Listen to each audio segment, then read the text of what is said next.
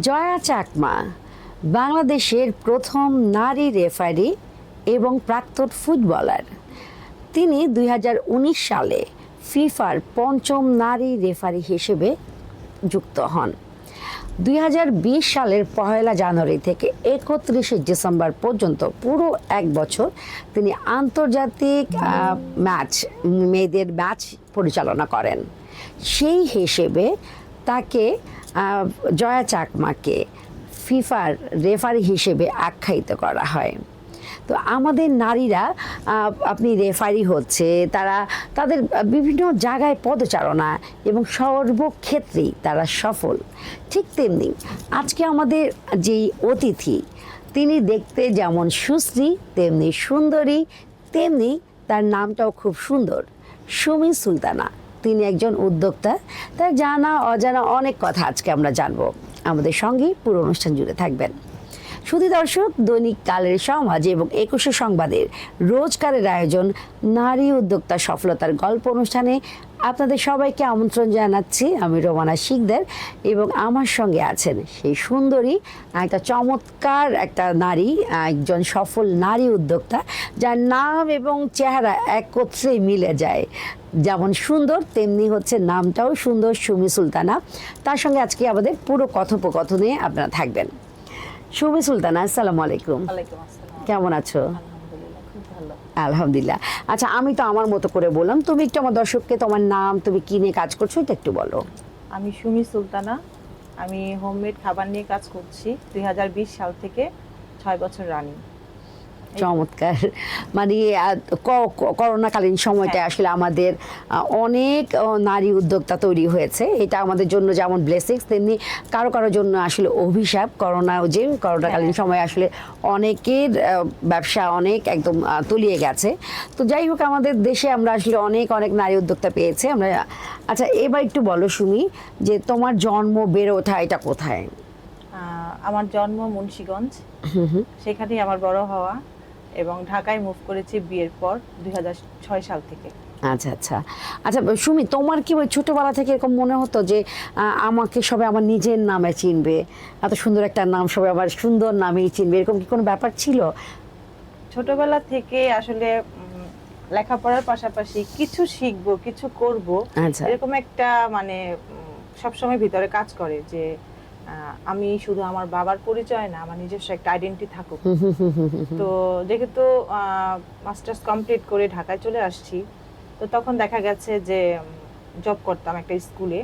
১১ বছর job continue করেছি, একটা ব্যাংকে ছিলাম কিছুদিন।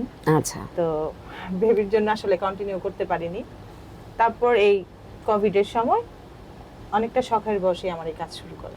আচ্ছা, তো আচ্ছা এটা একটু বলো যে মেয়েরা তো আসলে অনেক কিছু নিয়ে কাজ করে, তো তুমি স্পেসিফিকলি কেন মানে খাবারটাকে কেন বেছে নিলে? খাবারের প্রতি আমার একটা ফ্যাসিনেশন কাজ করে, রান্নার প্রতি।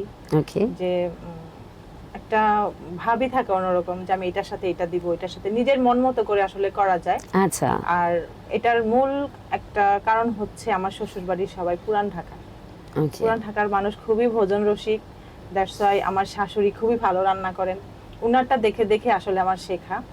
তো ওই আম্মুর থেকে অনুপ্রেরণা, তো ওইটা দেখে আসলে খাবারের প্রতি আমার একটা ইন্টারেস্ট তৈরি হয়েছে যে আমি ওইটা নিয়ে কাজ করতে পারি। আচ্ছা আচ্ছা আচ্ছা, তোমার কি কোনো পেজ আছে? হ্যাঁ, আমার অনলাইন পেজ আছে। নাম কি ওটা? সারারাস অর্গানিক কিচেন। সারারাস অর্গানিক কিচেন। সারারাস অর্গানিক কিচেন। দর্শক, আপনারা কিন্তু হচ্ছে সারারাস অর্গানিক কিচেন এই পেজে গেলে সুমির রান্নার সমস্ত ছবি এবং ভিডিও পেয়ে যাবেন, এবং সেখান থেকে আপনারা আপনাদের মন পছন্দ অনুযায়ী খাবার কিন্তু অর্ডার করতে পারবেন। সুমি, একটা কথা, এখন তো অনেক পেজে হচ্ছে কাস্টমাইজ করে খাবার দেয়, তুমি কি ওরকম কিছু করো? আমার ম্যাক্সিমাম অর্ডারই কাস্টমাইজ হয়। আচ্ছা। আপনি মানে আমাদের তো ক্রেতার প্রায়োরিটি সবসময় বেশি থাকবে। ক্রেতা যেভাবে চায়, যখন যেটা পছন্দ করে, ঝাল কম ঝাল বেশি, বা অনেকে আছে পেশেন্টের জন্য নেয়, হ্যাঁ, তো ওনারা যেভাবে কাস্টমাইজ করে দেন আমাদের এই খাবারটা এইভাবে করতে হবে, ওভাবেই করা হয় বেশি। আচ্ছা আচ্ছা, চমৎকার। এই বিষয়টা কিন্তু অনেক বেশি আমার পছন্দের, যেটা হচ্ছে যখন কাস্টমাইজ করে কিছু নেওয়া যায়। সো আপনারা যারা কাস্টমাইজ করে খাবার নিতে চান তাদের জন্য সারারাস অর্গানিক কিচেন আপনাদের জন্য বেস্ট একটা জায়গা হতে পারে, আপনারা অবশ্যই যোগাযোগ করবেন। আচ্ছা সুমি, এবার একটু বলো, যেহেতু রান্না নিয়ে কাজ করছো, তুমি কি কোনো প্রশিক্ষণ নিয়েছো এই বিষয়ে, কোনো ট্রেন? প্রশিক্ষণ অনেকগুলো নেওয়া হয়েছে। আচ্ছা। এবং আমি লাস্ট 2 ইয়ার্স কুকিং লেভেল 3 পর্যন্ত আমি কমপ্লিট করেছি। আচ্ছা। ইচ্ছা আছে 4টা করার। তো 4টা আসলে আমরা যদি কোনো 5 স্টার 4 স্টার হোটেলে জব করতে যাই তখন আসলে ওই কুকিং লেভেল 4টা করা লাগে। আচ্ছা। তো যেহেতু আপাতত ওরকম কোনো ইচ্ছা নাই কোথাও জব করার, যার জন্য আমি 3 পর্যন্তই কমপ্লিট করেছি। এখানে আমি একটা কথা বলতে চাই, সেটা হচ্ছে রান্না তো আমরা ঘর থেকেই শিখি, তারপরেও আমার মনে হয় যে বেসিকটা আরেকটু স্ট্রং করার জন্য আমাদের অবশ্যই ট্রেনিং এর প্রয়োজন, যেটা আমরা ঘরে পাই না। চমৎকার চমৎকার। সেটাই, আপনারা আমরা অনেকেই ভাবি যে আমি তো ভালো রান্না করি, তবে কেন নয়, কিন্তু বাণিজ্যিকভাবে যখন আপনি কাজ করবার চিন্তা করবেন তখন আপনাকে অবশ্যই কিছু ট্রেনিং নিতেই হবে। তা না হলে আপনি ওই যে সুমি যেটা বললো যে বেসিক কিছু জিনিস আমাদের জানতে হয়। আমরা হয়তো সবই জানি, বাট আমরা খাবার সংরক্ষণ জানি না, বা কোন খাবার ঠান্ডায় রাখতে হবে, কোন খাবার গরমে রাখতে হবে, বা কতক্ষণ পরে আমি খাবারটা ঠান্ডায় রাখতে পারবো, এরকম অনেক বিষয় আছে যেটা আমরা হয়তো জানি না। তো এই জন্য কিন্তু আপনারা আপনাদের স্কিলকে আরো ডেভেলপমেন্ট করতে পারেন।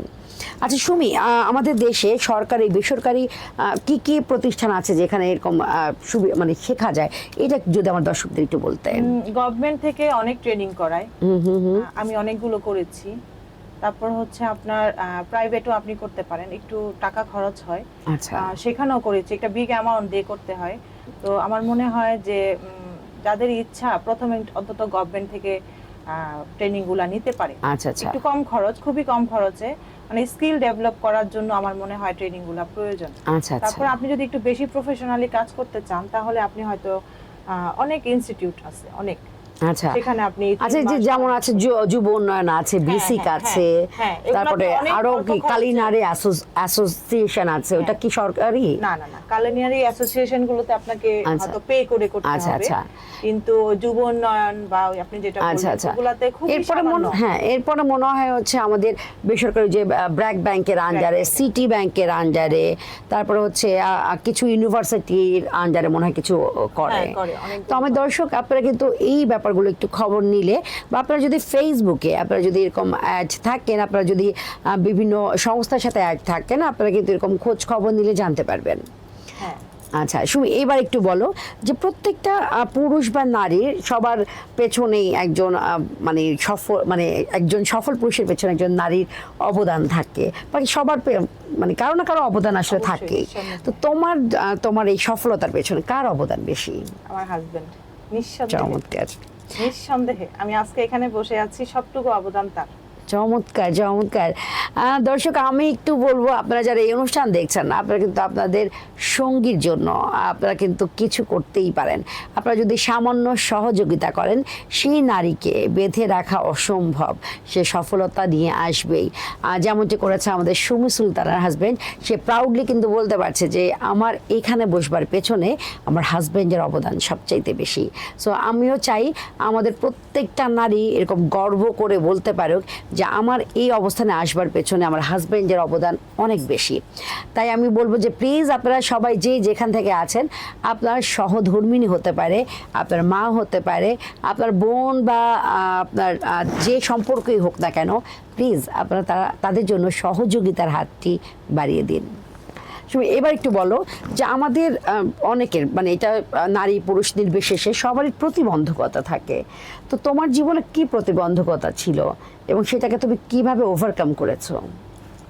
যদি এই সেক্টরে হয় তাহলে সবচেয়ে বড় প্রতিবন্ধকতা হচ্ছে ডেলিভারি, খাবার ডেলিভারি। রাইট। মানে এটা মনে করেন যে খাবার রান্না করতে আমাদের যতটুকু এফোর্ট দিতে না হয়, একটা স্মুথলি একটা ডেলিভারি দেওয়াটা খুব চ্যালেঞ্জিং।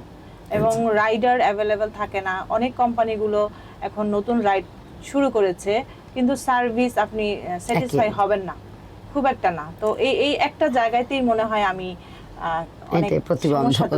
আচ্ছা, ফেস করি, আর কিছু না। আমি একটু বলবো, আপনারা যারা এই অনুষ্ঠানটা দেখছেন বা আমাদের ডেলিভারি কোম্পানিগুলো যদি এই অনুষ্ঠানটি দেখে থাকেন, আপনাদের কাছে অনুরোধ করব আপনাদের ডেলিভারি সার্ভিসটিকে একটু উন্নত করুন, যাতে করে আমাদের উদ্যোক্তারা যারা আছেন তারা যেন এই সকল সমস্যার সমাধান করতে পারেন। হ্যাঁ, এই ব্যাপারগুলো একটু দেখবেন, কারণ ডেলিভারি নিয়ে আসলে প্রত্যেকটা উদ্যোক্তার কাছে আমি এই কমপ্লেইনটা শুনেছি যে ডেলিভারি সার্ভিসটা নিয়ে তারা সন্তুষ্ট নয়। প্লিজ আপনারা হচ্ছে ডেলিভারি কাজ করছেন, এটাও একটা সামাজিক একটা পেশা, এটাও একটা কি বলে সহযোগিতা, বা এটাকে কি বলা যায়, দায়িত্ববোধ। রাইট। তো আপনারা মনে হয় আপনাদের দায়িত্ব থেকে আপনারা হচ্ছে আপনাদের সার্ভিসগুলোকে উন্নত করার চেষ্টা করবেন। তুমি এবার একটু বলো যে তোমার মানে এই যে শ্বশুর বাড়ি, তারপরে হচ্ছে সন্তান, এরপরে হচ্ছে হাজবেন্ড বলো, বা সব কিছুকে মেনটেন করে তোমার এই রান্নার এখানে কতক্ষণ সময় দিতে হয় আসলে? রান্নার ওইখানে আসলে হয়তো সকাল 7টায় উঠি, বেলা 12টার মধ্যে কাজ শেষ। আচ্ছা আচ্ছা। এবং সারা দিনটি কিন্তু আমার। ও তো দেখা যায় বাচ্চা, সংসার, ফ্যামিলি সবকিছুই আমি হ্যান্ডেল করতে পারছি। আমার প্রয়োজন মতো আমি ছুটি নিতে পারছি। যেমন আজকে আমি কোনো কাজ করিনি এখানে আসবো বলে। তো আমার মনে হয় উদ্যোক্তা জীবনের সবচেয়ে বড় স্যাটিসফ্যাকশন এই জায়গাটায়, স্বাধীনতা। হ্যাঁ, স্বাধীনতা, যে আমি চাইলেই স্কিপ করতে পারছি, চাইলে আমি অনেক কাজ করতে পারছি। কিন্তু খুব সময় দিতে হচ্ছে তা না। আপনি যদি একটু অর্গানাইজড করে নেন আপনার প্রফেশনটাকে, 4-5 ঘন্টা এনাফ। তাই না? চমৎকার বলেছেন। আমি এই অনুষ্ঠানে প্রথম কিন্তু শুনেছি যে উদ্যোক্তা জীবনের সবচেয়ে বড় সফলতা বা সুফল হচ্ছে, সফলতা না, সুফল হচ্ছে স্বাধীনতা, যেটা অন্য কোনো পেশায় একদমই নেই। সো আমার কাছে এই কারণেই উদ্যোক্তা জীবনটা খুবই আনন্দের, খুবই প্রিয়। আচ্ছা সুমি, এবার একটু জানতে চাই যে তোমার কাছে প্রতিদিন আসলে কি পরিমাণ অর্ডার আসে?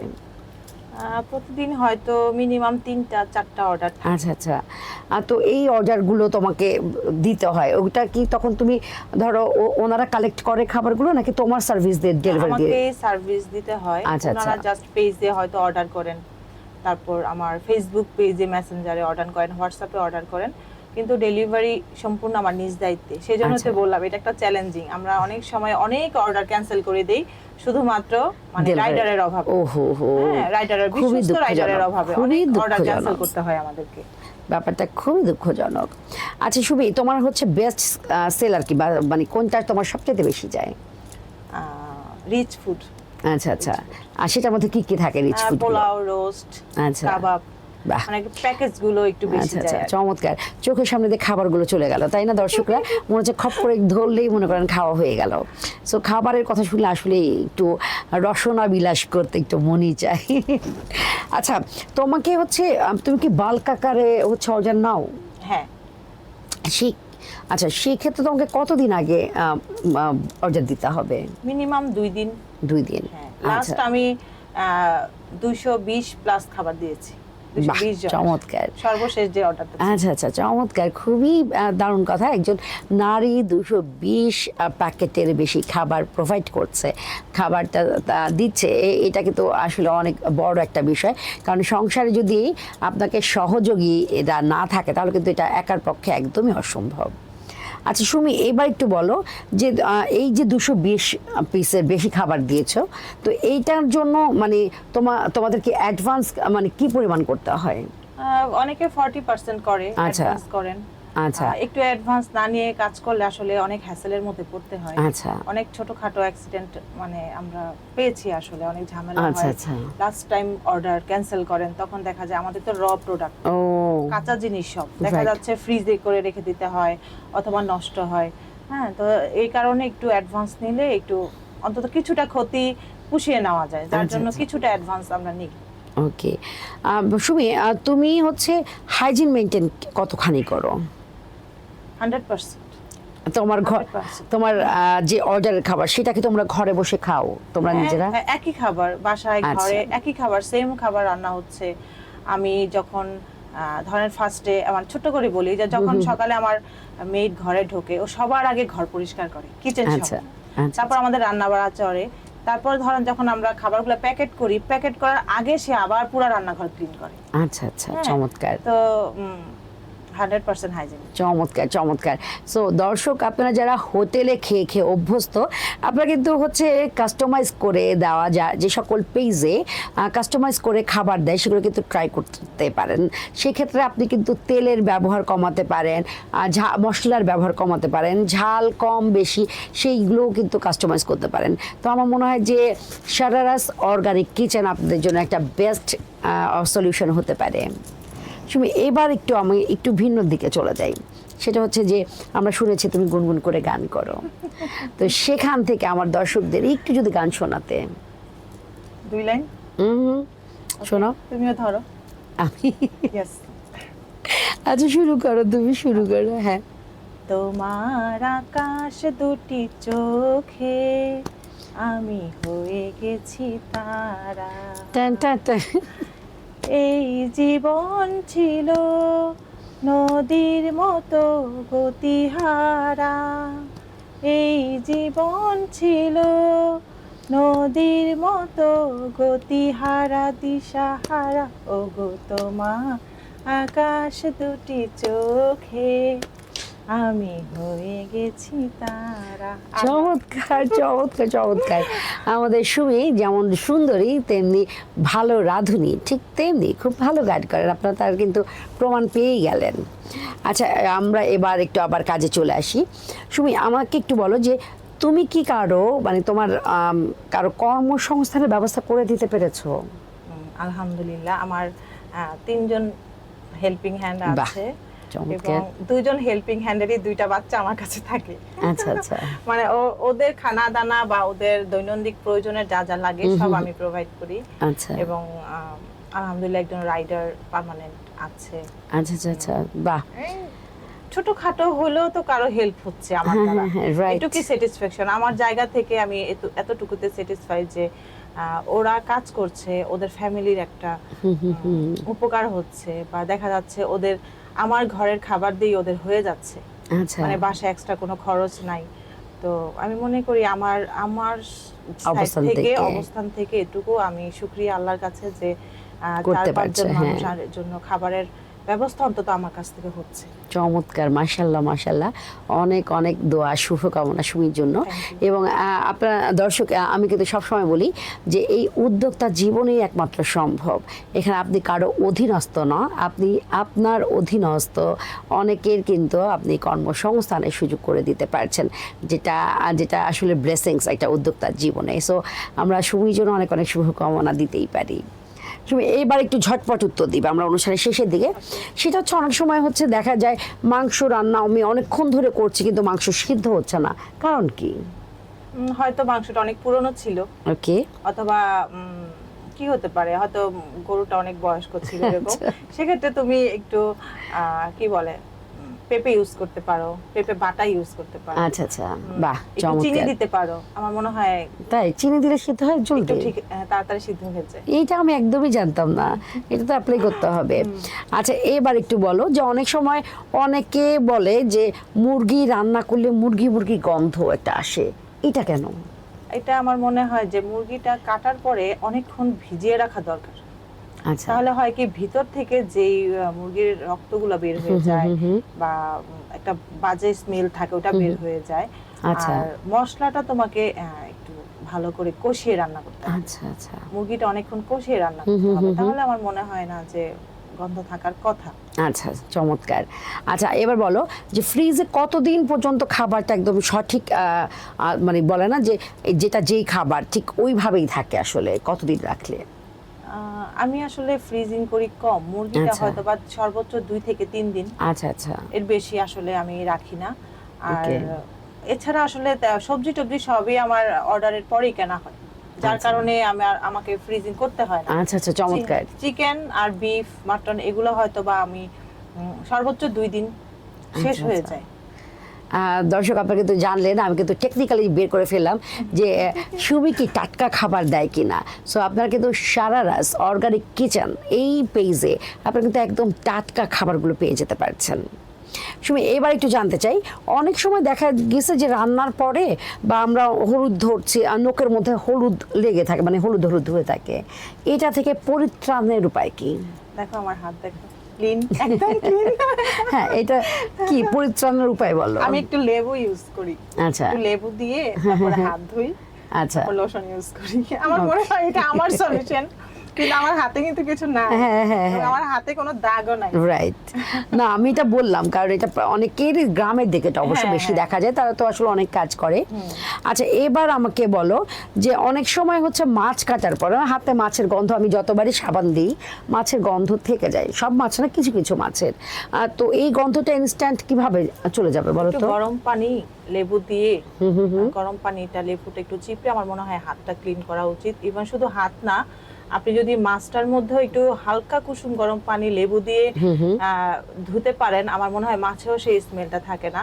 এই যে আমি টিপসটা বললাম, এটা কিন্তু আমি জানতাম না, এটা আমি শিখেছি আমি যখন ট্রেনিং করি কালিনারিতে, যখন আমি কুকিং লেভেল 3 করি, তখন আমি এগুলো আসলে অনেক ছোট ছোট জিনিস শিখেছি।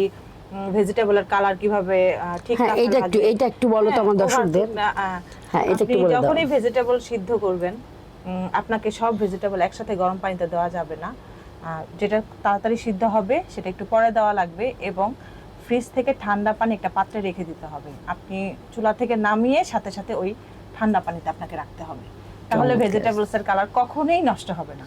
দর্শক, আপনাদের সঙ্গে সঙ্গে কিন্তু আমি এই ব্যাপারগুলো একদমই জানতাম না, সো এইগুলো জানলাম এবং আমার মনে হয় আমার দৈনন্দিন জীবন আমি এগুলো অ্যাপ্লাই করব, আপনারাও অবশ্যই অ্যাপ্লাই করবেন। সুমি, আমাদের একদম শেষের দিকে এখন লাস্ট কোশ্চেন, সেটা হচ্ছে যে তুমি বর্তমানে মানে সুমি সুলতানা এখন যে অবস্থান আছে, আগামী 5 বছর পর নিজেকে কোন অবস্থানে দেখতে চাও? ইনশাআল্লাহ আমি একটা ক্লাউড কিচেন তৈরি করব। আমার মতো আর যে 4-5 জন উদ্যোক্তা আছেন তাদেরকে নিয়ে। একা তো আসলে পসিবল না, যদি পসিবল হয় সেটা অনেক পরে, কিন্তু ক্লাউড কিচেনে হয় কি, যেমন 4-5 জন উদ্যোক্তা মিলে এক একজন এক একটা সেক্টর দেখে। তো আমার ইচ্ছে, মানে খুবই ইচ্ছে আমি ফিউচারে এটা করব। আচ্ছা আচ্ছা, চমৎকার, এটা একটু রেডি করি। খুব ভালো বলেছে যে ক্লাউড কিচেনের আইডিয়াটা কিন্তু আমাদের অনেকেই করছে টুকটাক, তো সুমিও কিন্তু সেইভাবেই এগোতে চাচ্ছে, যদিও তার বাচ্চারা ছোট একটু বড় হলে সে আরও বড় আকারে নিশ্চয়ই কিছু করবে। সে পর্যন্ত আমরা সুমির জন্য অনেক অনেক শুভকামনা রাখতেই পারি, কি বলেন? সুমি, আমরা হচ্ছে আর একটা দুইটা কোশ্চেন করে, আমাদের হাতে যেহেতু আর একটু সময় আছে, সেটা আমি একটু বলি যে তোমার কি মনে হয় যে আমাদের দেশের নারীদের স্বাবলম্বী হওয়া কতটা জরুরি?